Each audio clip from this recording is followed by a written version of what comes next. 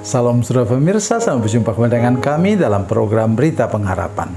Saudara pemirsa, hari ini kita mau belajar sesuatu di mana benarlah apa kata Tuhan Yesus bahwa manusia hidup bukan dari roti saja, tapi dari firman yang keluar dari mulut Allah.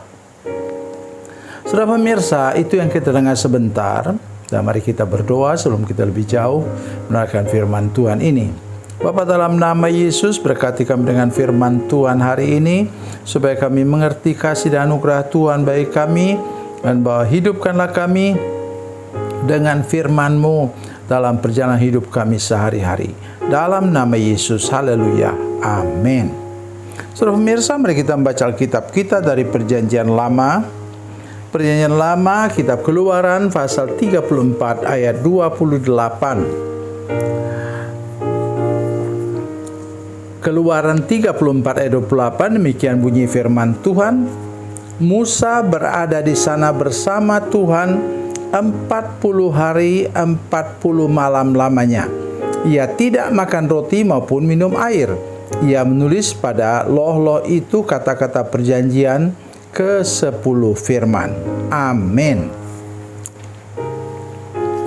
Saudara sekalian, sebenarnya ada dua hal terpenting di sini akan kita dengarkan sebentar. Yang pertama ialah bagaimana seorang manusia bisa hidup tanpa makan, tanpa minum 40 hari 40 malam. Standar Alkitab ialah kita bisa tidak makan dan tidak minum selama 72 jam. Atau 3 hari 3 malam. Dulu waktu saya masih muda, saya sering melakukan hal itu ketika saya menyiapkan firman Tuhan untuk pelayanan 1 tahun. Tapi sekarang setelah tua, saya tidak sanggup lagi untuk berdoa puasa, disebut sebagai doa puasa Ester. Tetapi di sini kita menemukan bagaimana Musa bisa hidup tanpa makan, tanpa minum 40 hari 40 malam. Jadi mari kita hari ini belajar, saudara sekalian, sesuatu yang luar biasa dari Tuhan. Apa sebabnya? Dengarkan. Alasan pertama yaitu Musa berada di sana bersama Tuhan. Bersama Tuhan. Artinya waktu itu puncak Gunung Sinai itu yang disebut Gunung Horeb itu, saudara sekalian, tidak terlalu tidak terlalu rendah juga.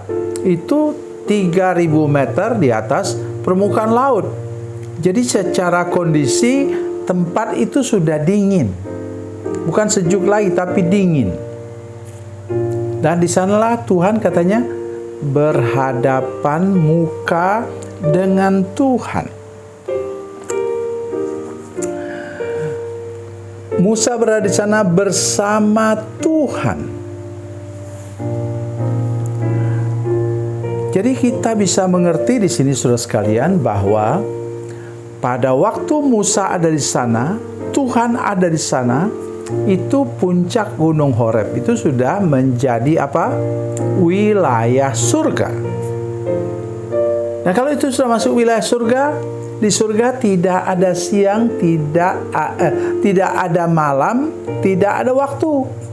Kita mendengarkan Alkitab katakan bahwa di surga itu 1000 tahun sama dengan 1 hari. Jadi perasaan Musa waktu di sana itu sudah diambil alih oleh Tuhan, sehingga dia merasa dia di sana dengan Tuhan hanya beberapa menit saja. Sudah perhatikan saya baik-baik.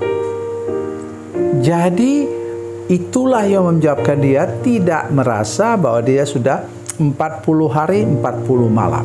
Angka 40 nih saudara sekalian, ini angka Tuhan. Orang Israel berjalan di padang gurun selama 40 tahun. Kemudian Tuhan Yesus juga berdoa berpuasa sebelum dia masuki pelayanan selama 40 hari. Banyak kata-kata itu terdapat dalam Alkitab. Oleh sebab itu, hari ini saya mengajak kita semua, saudara sekalian, untuk mulai benar-benar menyadari apa?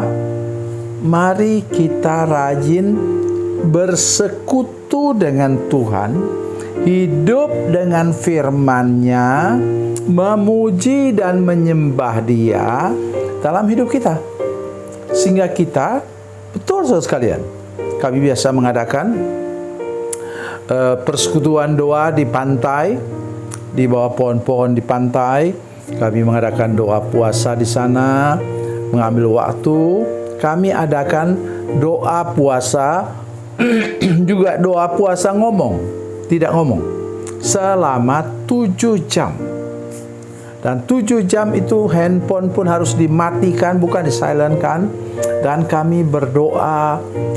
Saya biasanya ambil waktu 30 menit berdoa, 30 menit menyanyi, 30 menit membaca firman Tuhan yang kita sudah tentukan ayat-ayat firman Tuhan, rangkaian ayat firman Tuhan itu untuk bulan tersebut, dan sudah bagikan kepada semua peserta. Dan saudara sekalian, semua merasakan bahwa begitu sudah selesai, kami merasakan, loh, kok belum ada apa-apa? Kok kami merasa belum 7 jam? Itu keajaiban daripada Tuhan. Berikutnya lagi, apa yang terjadi saudara sekalian? Mari kita lihat sedikit. Katanya ayat 29, lalu Musa turun dari gunung Sinai dengan kedua loh hukum di tangannya. Ketika turun dari gunung itu, ia tidak menyadari bahwa kulit wajahnya bercahaya oleh karena ia telah berbicara dengan Tuhan.